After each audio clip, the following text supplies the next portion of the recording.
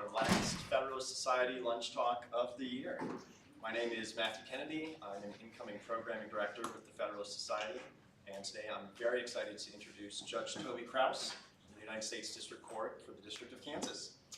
Judge Crouse was born and raised in Kansas and received his bachelor's degree from Kansas State University.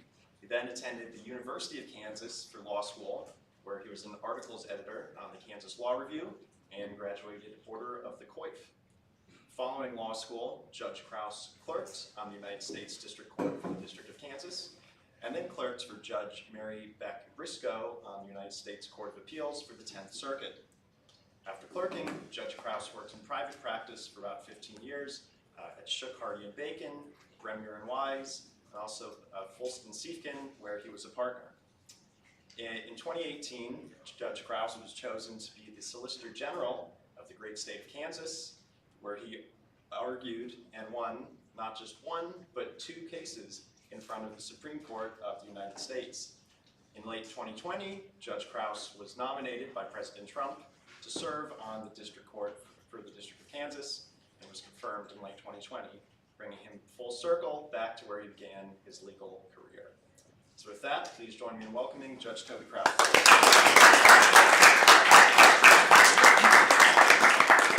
Thank you all very much for coming. This is a relatively formal setting, and I'm typically informal, so if I seem uncomfortable, it's because I'm not used to the formality. Couple of things, I scribbled out some notes here, so if you'll bear with me. First, wanted to thank FedSoc and Jed for bringing me out. I actually learned about this not only because I hire UChicago law clerks, but also a friend of mine, Mithan from Oklahoma, was here, and so I texted him and I said, hey, how do you get connected? I tend to hire a lot of clerks.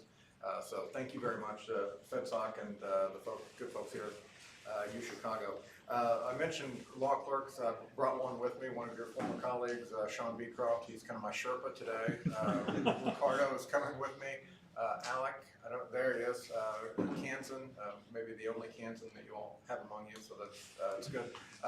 Got them, so thank you very much for that.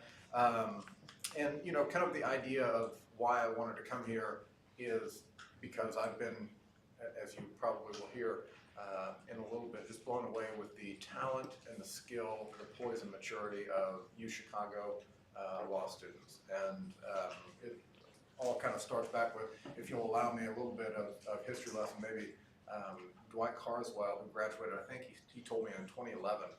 I met him in the Kansas Solicitor General's office, and as you heard earlier, I'm a Kansas kid from the middle of nowhere, barely got into state school, barely got into law school. Didn't really know a whole lot about University of Chicago. So I meet this kid who's also from Kansas, Dwight Carswell, and he's just ridiculously smart, and got to work with him in the Solicitor General's office. And even if he disagreed with you, he would tell you, he goes, you know, you could do that. It'd be stupid, but you could do that. And he didn't do it in a way that was, you know, mean or offensive or anything like that. He's just giving you his brutal honesty. And I just really respected and admired him. And that leads up to a case called Kansas versus Kaler. It was about mens rea and the insanity defense. And I took criminal law, I promise you, I did. But I'm not great about mens rea. And so Dwight, this is a very historical argument we had to make. Dwight goes and hunts down books dating back to how they handled insanity in the 1400s. Just an unbelievably difficult academic exercise. So he writes this brief, we submit it, I argue it, I barely survived the argument because, again, I don't know anything about mens rea. And then Justice Kagan writes a decision on behalf of the 6-3 court following Dwight's brief. And again, it was remarkable, I was blown away. And so I was always of the opinion that I was always going to have, once I was confirmed, I was always going to have a UChicago law clerk. So again, those who came before you, you owe a debt of gratitude throughout, because I think that a lot of people like me feel confident in the education and the academic rigor that you guys have. So that's why, as I mentioned, I have hired somebody every year. I had in 2020 grad, Lauren Valentour and Michael Zakryzik. They clerked at different times. Lauren was my first hire. I'm not sure why she wanted to come to Kansas with me, but I'm blessed that she did. And I think it's 2022, you and Chris Crum graduated together. And then oddly enough, I've got Ricardo and Alec out of the class of 24 coming. So I'm indebted tremendously. What little success I have is I'm indebted to the Chicago folks. So thank you. I mentioned to Jed that I'm not a formal person and I don't know really what he wants me to talk about. So he said, here's an idea. Why don't you talk about the transition from being an appellate advocate to a judge? And I said, that's great, happy to do that. In order to do that, I thought maybe I'd give you a little bit of context. You heard a little bit about my career, but I think maybe a little more explanation will help you kind of understand what I've got. And oh, by the way, if you want to ask me anything at any time, raise your hand and I'd be happy to do it, because one of the things that the White House will ask, why do you want to be a judge? And there's no real polite way to say it other than it's a great job and I think it'd be an awesome career for me. And so, but I mean, at the heart of it, that's what it is.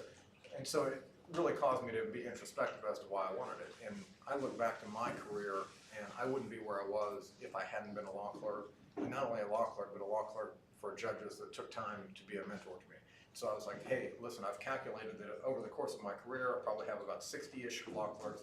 And if I can give them the opportunity to jump ahead in life, like, again, I'm an altruist, I'd love to do that. So that being said, if there's anything that you're curious about your career, I'd love to help you. So interject at any time.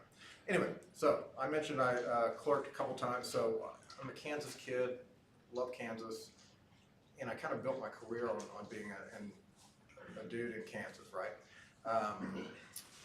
And I wanted to be an appellate lawyer. I mentioned Sean earlier, I had lunch with a guy who I started with 20 years ago, and he said, yeah, I remember 20 years ago you told me you wanted to be an appellate lawyer. He's an ERISA lawyer, so I don't trust him anyway. So he's like, I remember you sat in my office and you told me you wanted to be an appellate lawyer, and he was like, well, yeah, that sounds great. That's never going to work. And which I thought was funny. He goes, and because you've kind of built your practice, and so maybe how I built my practice feeds into why the incongruency with my current job. So I decided I was going to be a litigator. I needed to find appeals. I don't know if you guys have ever worked in law firms and found old lawyers who tried cases and lost, who believe that they can go win it on appeal now. So they're not looking to hand out appeals to smart-nosed little kids like me. And so I figured I had to create my own book of appellate work. And so I would do 1983 stuff because I could get that up on appeal immediately. So I kind of deal with that for 10 to 15 years. I've got a decent book of business, decent appellate. I may get 2 to 3 arguments a year at the circuit. Which again, if you're going to build an appellate practice in Kansas, A, don't, but B, that's a lot. I mean, there aren't a lot of people who do strictly appellate work as a profession that have a lot more than that, I don't think, unless you work for like First State Government. So I also kind of implemented I guess at heart, I'm not intellectually smart, but I'm intellectually curious. And so I wanted to do a CLE on Supreme Court cases. So ultimately, me and a professor of mine, we did Supreme Court CLE type stuff. And I did it for 2 reasons. One is when the law firm bills me out and bills clients for my time, they don't bill me to read Supreme Court cases. And so I needed a kind of a hook to justify why I'm still reading Supreme Court cases as a practicing lawyer. And also I needed to create some credibility on the street, so to speak, of like, hey, if I had an appeal, I would give it to the bald dude, right? So I kind of had to get out among the bar and create some street credibility for myself. So all that leads up to President Trump getting elected, and my former law school dean and now CLE buddy, he was a U.S. attorney, or he wanted to be U.S. attorney, and he leaves the Kansas Solicitor General's office, which I told him he was an idiot and he should have stayed there at Solicitor General's because it's the best job. So he leaves, goes to be U.S. attorney, and by the grace of God and stroke of lightning, the AG asked me to be his Solicitor General, which Sean's probably tired of hearing this. Ricardo and Alec will be tired of hearing this. Go be state Solicitor Generals somewhere. It is the best gig in the world. You have the best cases, the best arguments. You're not billing your time. It's wonderful. So I go do that. Somewhat of a side note. So I was a partner at a law firm, and I had a relatively stable job, wife, 2 kids. They like to eat, have shoes, clothes, things like that. And a steady paycheck is a real benefit as well. And so my wife says, so wait a minute, you want to get out of your law firm, go work for the state for not very much money, and oh, by the way, create your own law firm to, what? She let me do it. I don't know why, but she did. So I go do that, and it was wonderful. I'm literally doing the intellectual stuff that I love on behalf of the state of Kansas, and I'm interacting with lawyers like Mithen from Oklahoma. I think you guys, I saw Kyle during COVID, he did one of these things from Texas, like just tremendously smart and tremendously kind lawyers from across the country doing really cool litigation. And again, as a kid from Kansas, I don't know a whole lot about Supreme Court practice, but like it's kind of a trial by ambush. They just throw you in there and you do it, and you do it with your buddies, and you go fight, and sometimes you fight against the blue state, sometimes you fight against the federal government. It was just awesome. So I've got that. As mentioned, I went to the Supreme Court. Ultimately, we had prepared 3 arguments to be given in 27 days. I argued 2 of them and kept my private practice. And kind of as a side note, in that private practice, I also had 2 10th Circuit arguments at the time.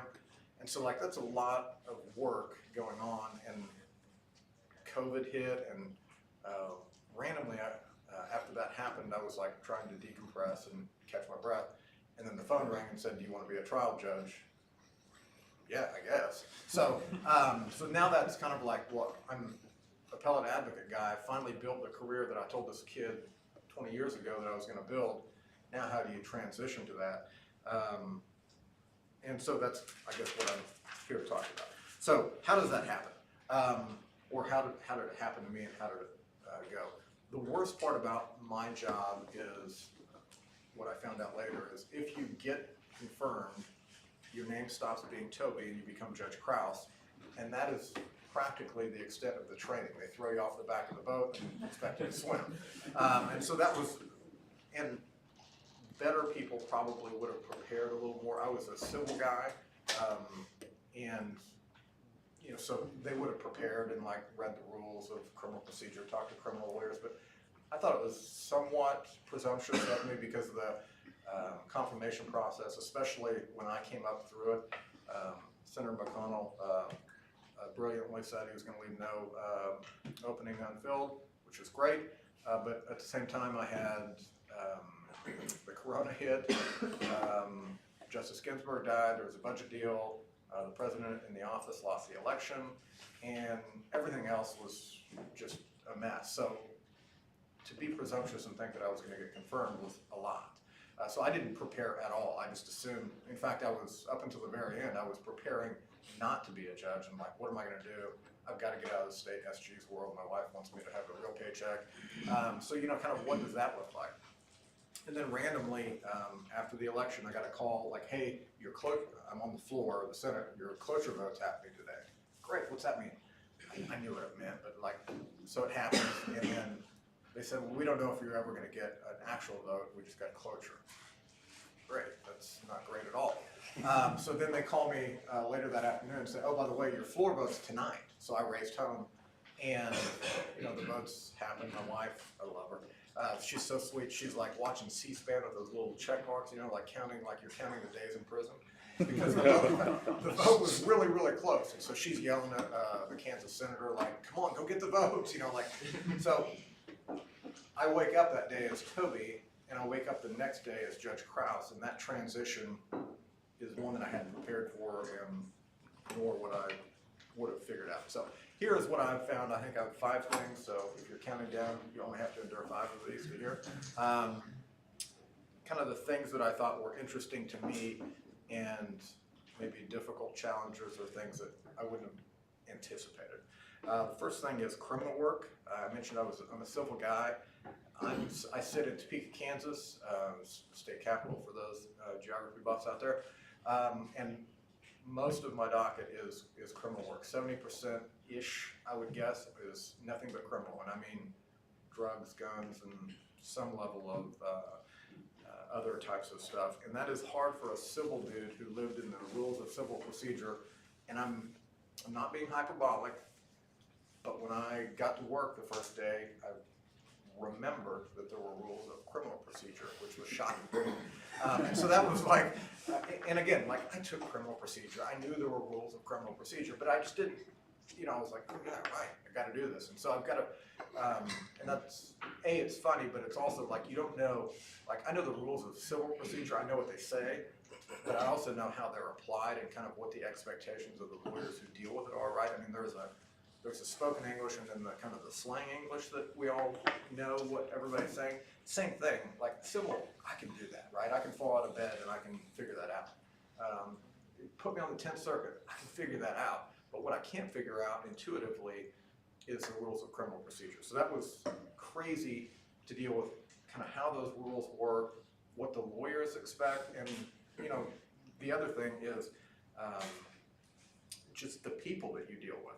I assumed, and I always tell the story, so now if anybody has, got Alec back there, the Kansas, if anybody knows lawyers in Topeka, Kansas, I always assumed as a civil lawyer in Kansas that I was, you know, really, really smart and pretty, and I was one of the best lawyers in the world, and I'm really good. And what I realized as part of that transition to the criminal law is those lawyers that try cases for the government and the FPD's office are dynamite. And I don't mean like good, I mean dynamite. And maybe have some humble pie as a civil lawyer to realize like, I always assumed that as a civil lawyer in this fancy law firm that I was really smart and really advanced. Turns out I wasn't, or at least not compared to those guys. So there, that was really interesting to see. Second thing that I think was interesting, switching from appellate advocate to trial judge, and somewhat ties into the criminal aspect, is the best part about the SG job and the kind of the appellate stuff is that's selfishly interesting to me. Like I'm intellectually curious, and I get to do that. Like again, SCOTUS blog is great and whatnot, but like I'm living on SCOTUS blog every day. I'm watching petitions that are going through. I know that you know, my friend in Ohio has got this issue coming up. I know that my friend in Alabama's got this issue coming up. Like, and again, my wife doesn't want to hear me say these things because she doesn't care about these law dork things. But like, from a selfish perspective, like it's like filling my cup up. Like this is awesome. This is the best gig ever. And then you go to being, so I was an advocate. Then you go to be a judge, and you realize that service isn't the right word, but it's kind of service. Like you have individuals whose liberty is at stake on a daily basis. I was telling somebody earlier today, looking across the lectern at somebody, 60-year-old man, who I make the decision whether or not he goes to prison that night or he stays free pending sentencing. Wow, right? I mean, like, it's just an amazing contrast of, hey, there's this interesting case out of the 8th Circuit. What do you think about how it applies to the 4th Circuit on one day? And then you go to, this man's going to jail tonight or not going to jail tonight because of what I say. And oh, by the way, his son who's in the audience is crying, and the victims are, I mean, like, it's just a really different, kind of a street level change of, like, that's what real law is, and that's what real people have. So I thought that was really interesting. A lot of my colleagues would say that sentencings are the worst, which is kind of a derivation of do you go to jail pending sentencing or not. But like, I remember sitting down with the probation office. I mentioned they throw you off the back of the boat and expect you to swim. That's not entirely true, but probation came and talked to me and like, yeah, we'll be with you at every sentencing. And I was like, cool, what's the sentencing? Right, I mean, like, cause I don't know what this is. I didn't practice criminal law. And I was like, so what is the difference, like, what is 61 months versus 41 months? Like, how do I know, how do I kind of, what's the currency of a crime and things like that? And that's crushing to figure out and kind of nuance your way through. You'll see people that have, I remember the first time I gave someone north of 15 years in prison, which is like, you know, I did the math, that's a third of my life. I'm now sending a human being to a box for 13 years. Like, that's just the high-minded appellate stuff versus like the street level, like, this is a serious deal for him. And I always tell Sean and all my other law clerks, like, it's a job. My old boss told me, it's a job, it's an important one, but it's just a job. Fair, but to the dude who I dealt with last night or the one that I'll deal with on Monday, it's the most important case they will ever have. And, you know, like, appellate work is great, I love it, but the nice thing is, for someone who doesn't want to be emotionally invested in things like that, like, it's just a legal question, right? Like, I can go fight with a guy as a Kansas SG I can go fight with ACLU, and then we can talk later, right? I mean, like, you know, we fight, but it's kind of like fake fighting.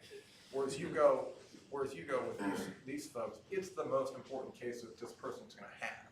And so kind of to bring that level of energy was a significant deal.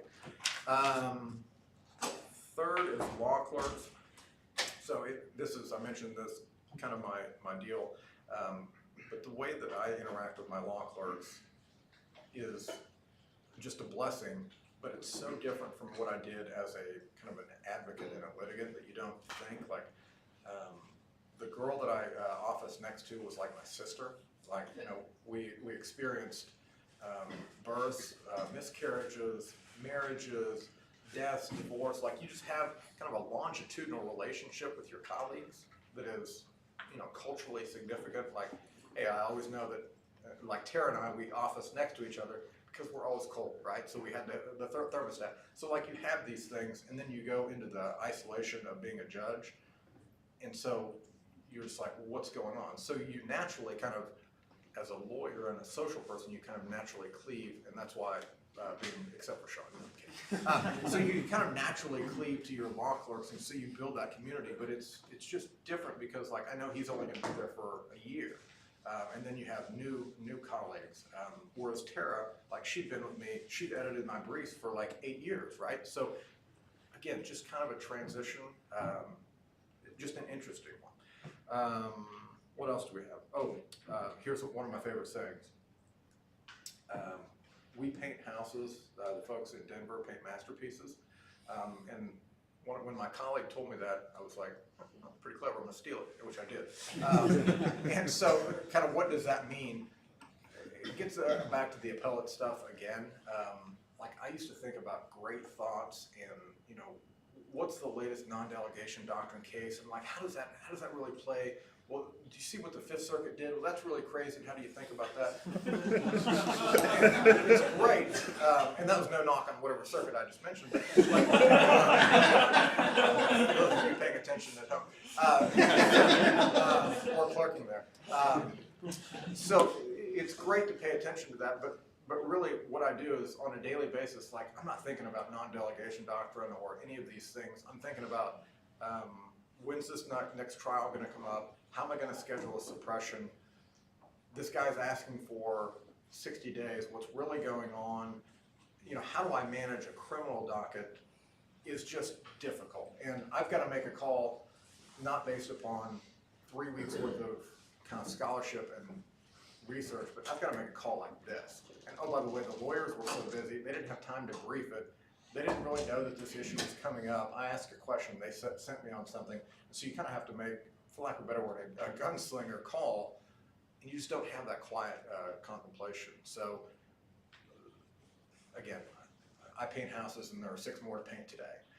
And so that's kind of the mindset. And for those of you going to clerk for courts of appeals, look benevolently on the low judges among us. Michael Crouse is at the 8th Circuit right now. And that's what I told him. I go to the 8th Circuit, but remember us poor minions down here who have to make those decisions as gunslingers. So,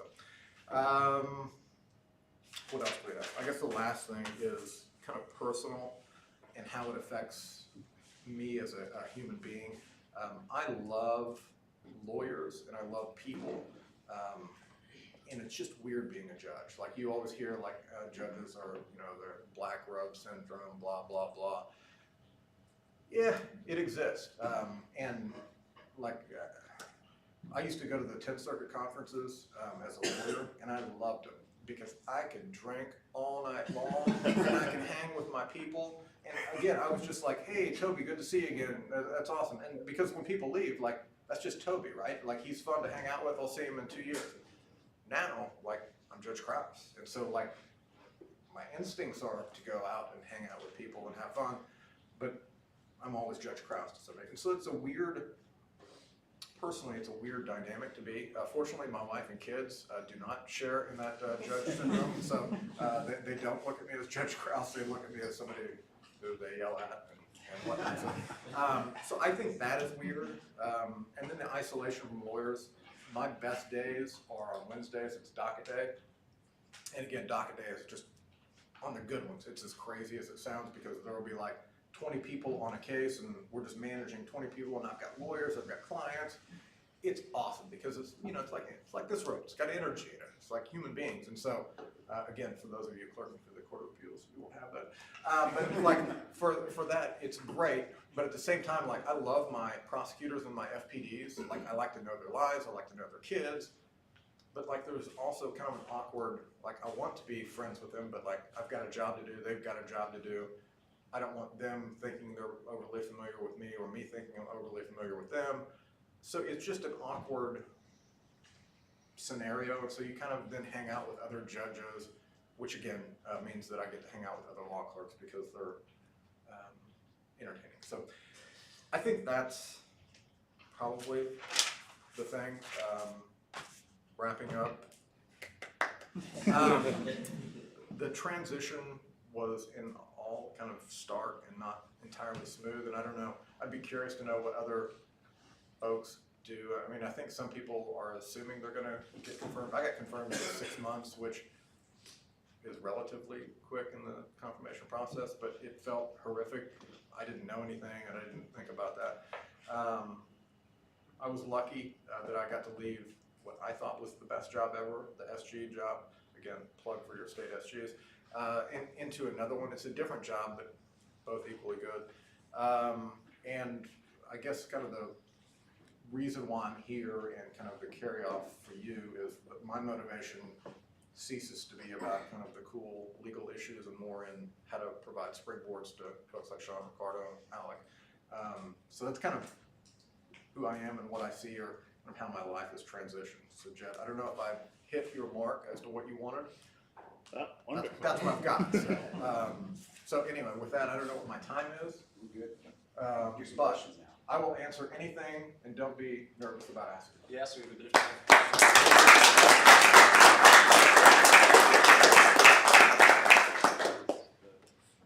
Joel? Hey, could you talk a little bit about what that confirmation process was like for you in terms of like, I know some people are like, oh, it's crazy to get all the materials together, and some people are like, the questioning was crazy, you're talking to senators, could you speak about that? Yeah, so I'd be happy to.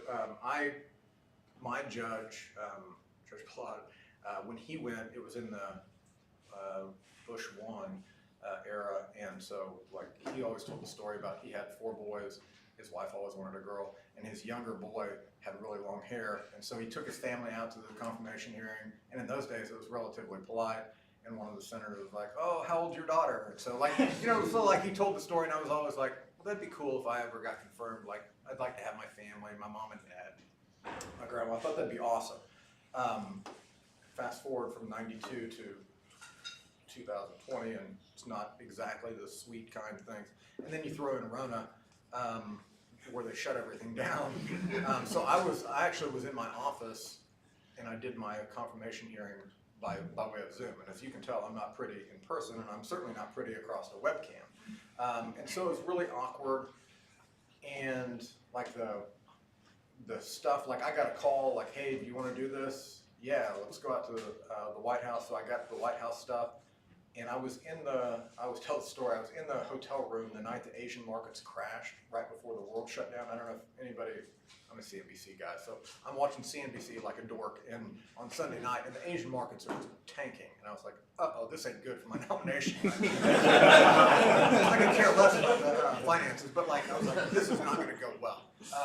And so I go to the White House, and I was, tell a funny story about, then I left and met Senator Roberts, and it will not seem weird today, but like he gives me this elbow, like he throws his elbow at me, and I'm like, what in the world are you doing? Fast forward to, 2 weeks later, everybody's like staying away from each other. And so that was awkward. It was hard to get, my FBI background done because officers aren't working and nobody's answering phone calls. DOJ was great. If any of you have a chance to work in OLP, take it immediately. Don't even ask questions. Those lawyers are great. Several U Chicago folks in there, just dynamite smart people that helped through that process. So it sucked for me because I was on my own, and so I didn't have like a law clerk or associates that worked with me that could help me get all my paperwork together. So that's kind of sucked. But the worst part was, and again, the geopolitical and political things of the day, it's just not knowing. Like the senators, they do the best they can, but their staff, they don't know when the vote's coming. And like, it was only 6 months for me, but like in dog years, it was like 6 years of excruciating, like, am I gonna be a judge? Am I not gonna be a judge? Like, my clients are leaving me, right? Smart. Because, well, I mean, right, you're not gonna give a new case to the dude who's either gonna be there or he won't. Like, I'll just go find another lawyer. And so that was kind of difficult. My wife, part of the reason why she was counting down is because she was emotionally invested in it, right? Like, my confirmation hearing, Senator Feinstein was the ranking member. I'll never forget this. So it's me and 4 or 5 other people, and they've got to make kind of political statements at the outset. And she starts talking about, she goes, and she didn't like nobody liked the Zoom stuff, but she's like, the Zoom stuff's terrible. We shouldn't be doing this. We shouldn't be confirming people and blah blah blah. And oh, by the way, there's one nominee who hates apple pie, doesn't like puppies, and is a terrible human being. And I was sitting at my desk going, God, who is that? Because I realized she was talking about me. And so I would say go be state SG, except for when you get blamed for all the red state briefs that the red state sign on to. And so she's ticking off these things, and I was like, oh dear Lord. So again, it was actually kind of fun. Like I've never met her in person, but she was, again, she has a job to do, right? Like my mom, I swear to goodness, my mom, my grandma, and my wife are all like beside themselves, angry that this woman is yelling at me. I'm like, Mom, that's her job, right? She has a constituency that like, hey, doesn't like red state politics. Like, I get it. So it was like, I would say it was my last kind of oral argument. Like I loved, except for when I realized I was going to be the subject of her ire. It was a great process. And once that was done, then you're back into the uncertain world of, the committee vote is relatively predictable as to the timing, but like you don't know what the floor vote. Like I've got friends that are sitting on the floor now. They're gonna get a vote? I don't know. I hope, but so, anyway, I don't know if that answers what your question was, but yeah, it was. I would prefer to be the person that they don't focus on at the Senate Judiciary hearing than the one they did. But it ended up fine. And again, like all my friends were mad at the folks who picked on me. But again, they've got a job to do, right? They have constituencies that, like that's what democracy is about, right? They've got a group of folks who have views that are different than what Kansas as a state had. So I thought it was fun. Yes. You mentioned some unfamiliarity with sentencing coming from a civil background. I guess I was wondering, to what degree do you think the sentencing guidelines were a guide? Were they helpful? Were they just confusing? What are your experience? So yes, they're both helpful and confusing, and helpful in a kind of obvious sense. I mentioned like kind of what's the marketplace for like what gets you to 60 months, what gets you to 40 months. Like it just kind of contextualizes for like you don't want a guy like me who is literally just been thrown off the back of the boat, picking the months that you're going to give somebody for this crime, right? I mean, like maybe I don't like methamphetamine, but I'm okay with heroin. I mean, like, it's just kind of irrational to have me picking irrationally. But at the same time, like, the manner in which the calculations are made, when enhancements apply and when they don't apply, wildly confusing.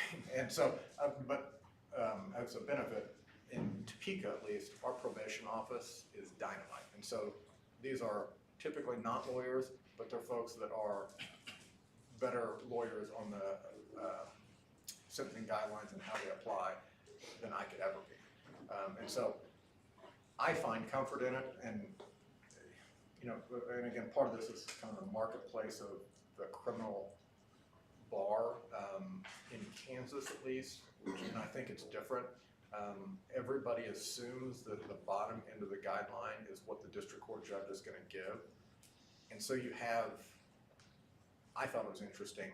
You kind of have a marketplace pressure to go to that expectation because 90% of the cases end up being resolved by way of plea. And if I start giving above guideline to Joe and below guideline to Larry, and the lawyers don't know what kind of the marketplace of that discussion, right, then it's hard for them to adequately advise, because like I'm not going to advise my client to take a deal or not take a deal because I don't know where Toby's going to send him, right? Like he's gonna pick that. And so, but at the same time, like they're just advisory. Like I'm not bound by them. I can go to 40 or 20. And so it's interesting on a whole variety of levels intellectually. But then there's also like, I mean, when I sentence, I guess I'm not as close as a change. Like at a change of plea, like I'll have him come up to the lectern and I'll be as close as I am to you, right? I mean, like it's a relatively intimate, and also the interesting thing about criminal stuff is in drugs. I give I've said this 1,000 times probably. When I took the job, I didn't care about drugs, right? Smoke, don't smoke, I don't care, right? It's just not my deal. Man, being on the job after about 3 weeks, drugs are terrible, and the things that they do to your life. So again, I don't care whether you do or don't, but what I do care about is I see the people and how the impact it will have.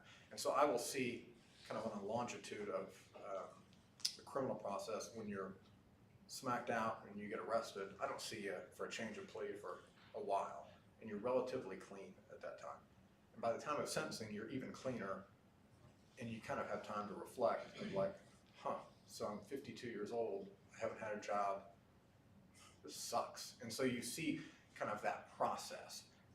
And so to figure out how that works and that expectation, kind of look a man or a woman in the eye who's kind of at that bottom, self-reflective, why have I gotten here? And then say, oh, by the way, like not only are you a human, but I, as another human, am sending you to a box for 52 months or whatever, whatever it is. As a softie, like that's crushing to see. I mean, like obviously sanctions have to happen, but like emotionally it's difficult because like 13 months or 13 weeks earlier, I was this close to the person, like you kind of have a rapport with them, you see in their eyes, like, I don't know. I think a lot of times a civil litigator would say all criminals are, just incorrigible or whatnot. What you realize is that like the humanity of criminal law, we're all just people.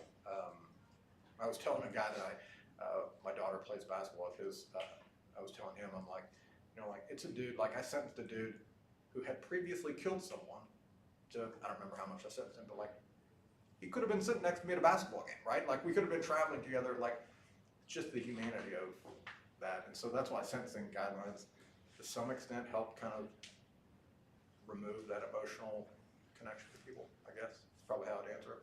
So. Carl. Thank you, Matthew. Thank you very much, Judge, for being here. Really, really an honor to have you. You mentioned growing up in Kansas, knowing that you wanted to have a career in law in Kansas. I know that many of the folks in this room want to go back to their own hometown to practice, some rural, some urban. And so I'm wondering if you have any general advice for those who want to practice in their home state or hometown. Yeah, bit of clarification. So I grew up in Kansas, small town, barely made it out of high school, barely made it into college. So the thought of going to college was probably not on my mind or ever going back. But kind of as I was going through school, I figured I didn't want to go to the coast. I wanted to go back. I wanted to stay in Kansas, and I got my clerkships in Kansas. Like nobody in San Francisco or New Jersey cares about a Kansas kid, right? So I knew that my niche in my marketplace was going to be in that kind of general area. And I guess I'll tie that into the Supreme Court CLE that I did. Like once I decided I'm going to be a Kansas lawyer, I was at Shook Hardy. They had a Kansas office at the time. And then they shut us down, and I was like, I'm not going because they're going to send me to the coast to work. And so I left the firm to go to a Kansas firm. And again, I made less money. I ultimately have less money than because I didn't stay there, right? Because they pay a lot. So if you're going to a big firm, make a lot of money, it's good. But like, it just wasn't going to be me, right? I didn't want to be that, and so I wanted to maintain connections to the Kansas Bar Association and the Kansas lawyers because, well, intellectually curious about SCOTUS blog and things like that. Like, I'm just a Kansas kid. Like, I'm from the middle of nowhere. You know, I'm not, culturally, I'm just not a coastal person. And so it was important for me to maintain that kind of Kansas identity and Kansas connection. But at the same time, like, I love my friends, but when I was in DC, like, the number of people I met that kind of came up through that East Coast, like, formal education, the Harvards, the Yales, living in DC, working at DOJ, going to all the right parties and things like, I love those dudes. Dudes being gender neutral. Like, but I mean, like, they're great. Like, and they treated me, again, I was not part of the club, but they treated me with unbelievable kindness. They were great to hang out with. I miss them. But it was like, I'm not a DC dude, right? I'm not gonna go live in DC because I like grass, I like neighborhoods and things like that. You know, so I mean, but I mean, like, I literally, last night I had a conversation with Judge Timkovich, clerk, who's from Blue Valley High School, go Blue Valley Tigers, about what he wants to do. And I was like, what do you want to do when you grow up? What's your life look like? And so I think at some level, like, I married a girl from Johnson County, and if you know anything about Johnson County, Kansas, those girls ain't gonna leave there. So I knew I was coming back to Kansas City, right? Which was great because I didn't want to go back home because it's like 500 people. So I think you have to figure out what you want to be, how you're going to do it, and again, you have to have stupid faith like I did of like, hey, I'm going to go be an appellate lawyer. Like, that's the dumbest idea in the world. Like my buddy said, like, that's never going to work. No, it may. So maintain connections. I always preach to these guys of build your network as broad as you can. Maybe the one, I don't have regrets, I don't like to couch it that way. One thing I did not do a great job at in law school is building a wide enough network of people. Like, you know how there's that guy or girl in law school that just grates on you and is annoying and whatever they do, instead of like distancing myself from them, everybody's looking at each other like, instead of distancing yourself, like, kind of try to meet them where they are, because your life's going to be better seeing it from their perspective. And I promise you, in 20 years, you're going to look across the soccer field when your little crumb cruncher is kicking the ball, and it's going to be at their kids, and you're going to be parents in the same team. And whether they graded on you in law school on a longitudinal basis just won't matter. So I always tried to build, and I tell these guys, build your networks, not because you want to network or, you know, hey, Sean has tickets to the Royals, you know, like, that's not what I'm talking about. I'm talking about like making your life richer and fuller because of those people, and then I think you'll eventually lead your way back home. I see you've got an Illinois thing, so you must be in Illinois. Well, Kansas is almost as beautiful as Illinois. Chicago reminds me of Kansas a lot. But yeah, I mean, wherever you want to go, build and maintain, and even if you leave, like we had lunch the other day with one of my former SG colleagues who's in Tennessee. She went to clerk for Judge Pryor, clerk for Alito, worked at Williams and Connolly. That ain't Tennessee, right? But she maintained contacts back home, so she was able to transition after she saw the bright lights and did all the cool things. Because as she mentioned, like, the world had forgotten about her back home had she not maintained those relationships. You know, we're all just people, right? And like pieces of sand in the river. Like, the world's going to forget about you if you don't maintain that relationship where you want to go back to. So, Thank you. that's my gut. Yes. So you've been part of this rapid nationwide trend toward the Solicitor General model of appellate litigation. And it sounds like you're a proponent of it. So I wonder if you can comment on, first of all, what's the cause of that? Why are states adopting that model? And also, what's the best case for it? What's good about it? So it has evolved, right? The dude that I did CLEs with, Steve McAllister, he was a Judge Posner clerk for Justice White, clerk for Justice Thomas.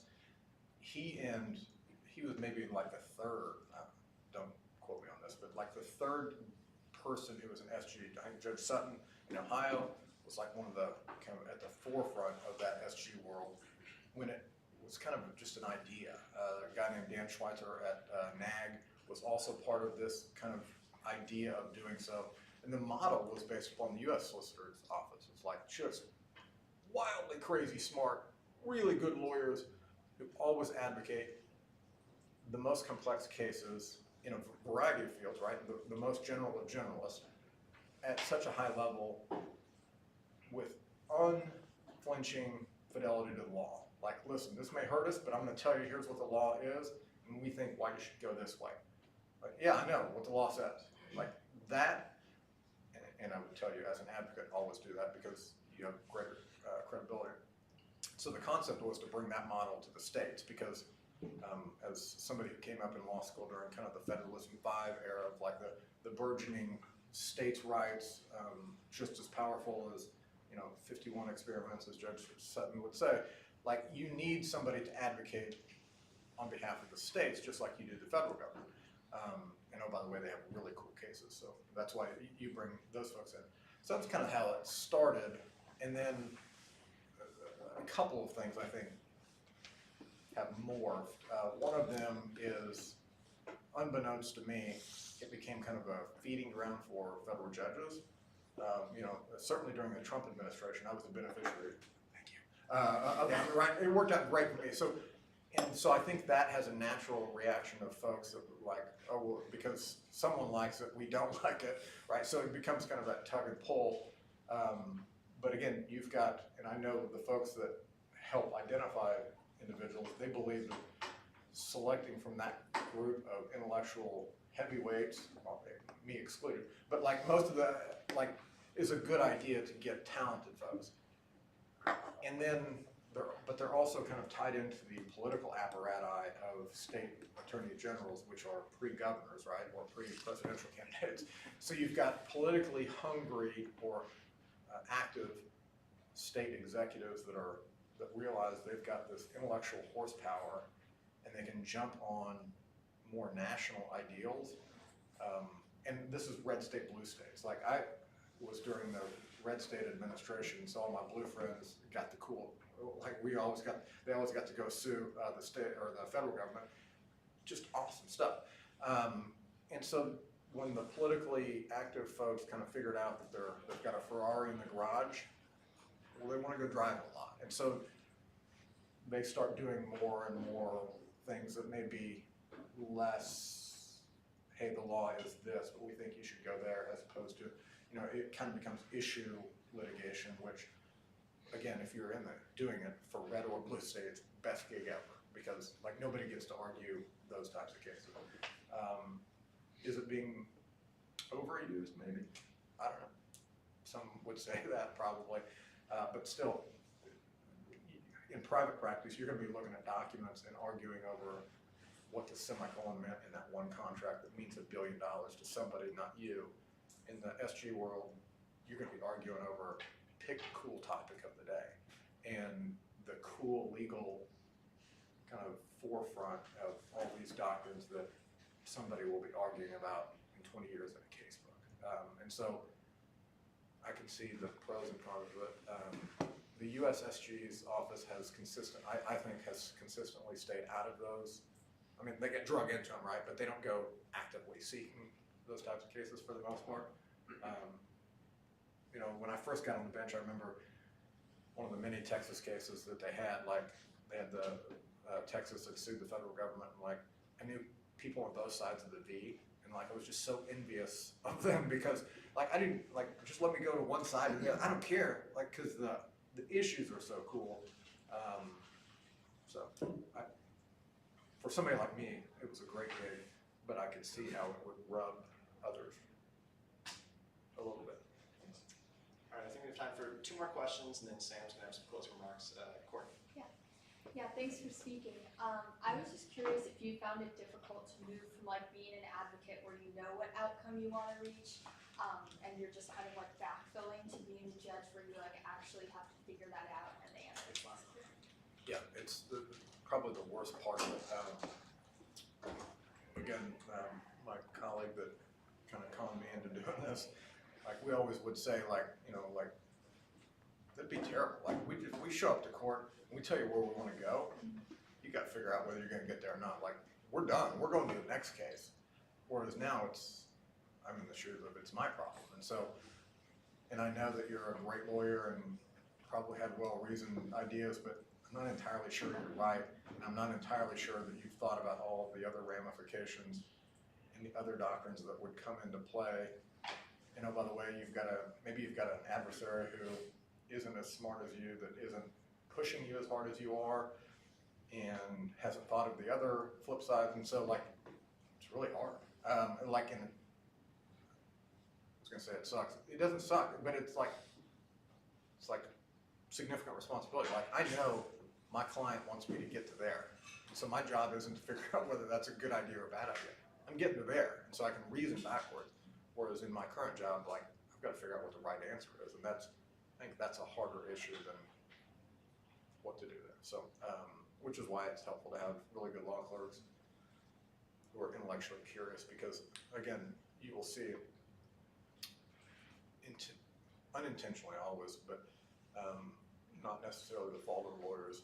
You may have lawyer disparities, right? Of like, I did 1983 work, which was really unusual in Kansas, and so there wasn't a lot of folks who did that stuff and maybe didn't figure those things out. Again, not that I just did it a lot, so it wasn't like I was good at it. And so you would have like kind of knowledge disparities. And so what's the judge to do when that happens? I think that's hard. And certainly it was easier as an advocate to just say, I should win, now you go figure it out. So, I don't know, does that answer? Mm-hmm. All right, I think we have time for one final question. Carl? Thanks for coming. I guess for clerkships, two things. One, you talked about how Chicago clerks are better than. I would never tell them the other more story. prepared. You were less. You were more diplomatic than I guess I was. And this is where, I mean, we only ever really get to see Chicago until we go out in the world, so we don't know what experience of their law schools are like. How much does that experience, or how do the different law schools compare and how they prepare? I guess is one question from your experience. And then the second is, what recommendations do you have for students here who want to possibly go and clerk, and how can we make the best use of the experience we get here? So let me do my best, and if I don't hit all of those, come back to it. So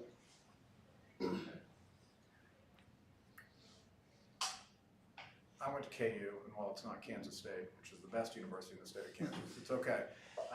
There were folks who were gifted there, right?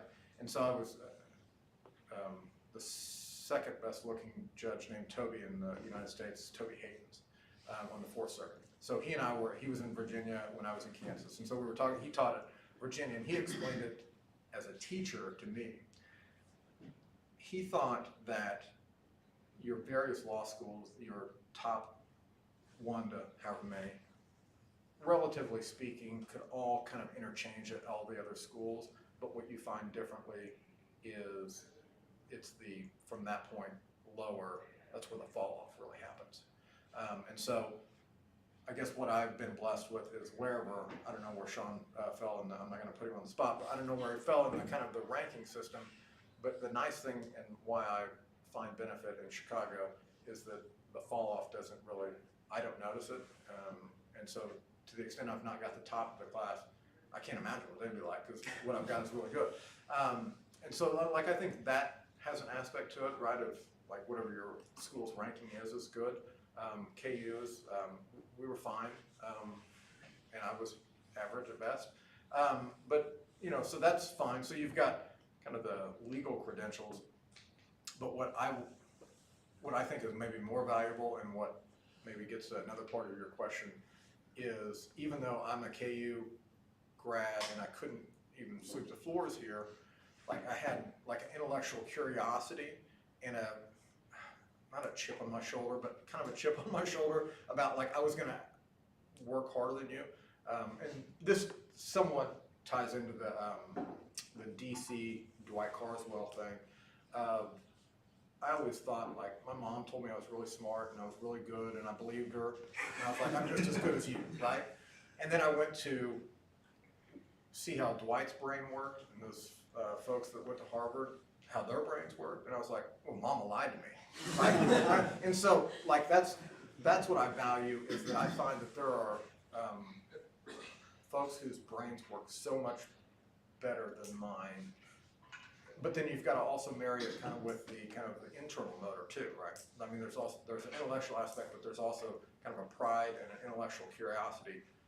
And somebody asked me today what I'm looking for in applications. Like, listen, if you got in Chicago, you're plenty smart to work for me. I mean, you're smarter than I am, right? So what I'm kind of looking for is, do I want to eat, like, I eat lunch with my law clerks at my conference room table 4 days a week.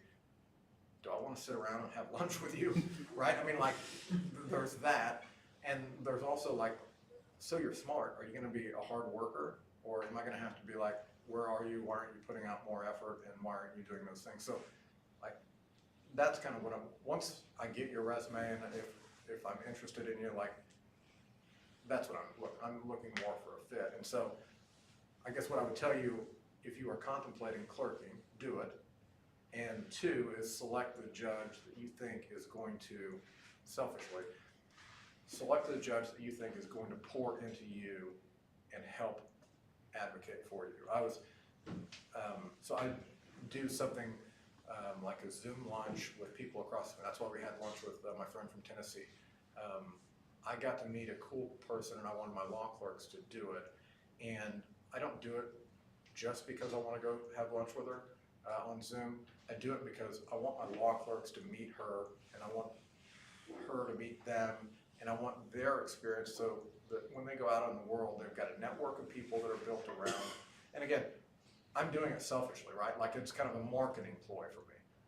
It's a chance for me to have my friends, but it's also a chance for my law clerks to kind of not just see me, right? I mean, like, also, some people I think want to be more remote. Like, I drive 70 minutes each way for a little longer. I hope we get somebody confirmed so I can go Kansas City. But, like, that's a long commitment. Some people are like, why don't you just go on the days that you have court? And it's like, well, I got a dude from Chicago that came to live in Kansas to work for me. Like, it doesn't seem fair for me to be like, oh, I'm just going to work from home today. You know, like, I hopefully he gets something out of it, and all my law clerks get something out of it. So I would advocate for you, figure out who you're going to go work for and whether he or she is going to help you or whether you're just there to help them. Now again, I get help, don't get me wrong. I'm doing plenty good in this bargain, but what I hope is I'm pouring into my law clerks to promote them. So that's kind of what and I don't know if I hit all your questions. Well, before we conclude, I just want to say a couple of things for this year. We've had over 40 events this year, and a big thank you to all the board, especially the DPDs, Jed, Carl, and Tiffany for putting on a lot of these programs. And for the 3Ls in the room, it's the conclusion of over 130 FedSoc events, the majority of which at the beginning of the year were all on Zoom. And so it's really amazing to see how far the chapters come post-Zoom and now to the final event. And then thank you to all of you who come. I hope that you've learned something throughout the year, or at the very least you've gotten some good food to kind of tide you over for the rest of the day. And so for the final time, please join me in thanking our wonderful speaker, Judge Crouse.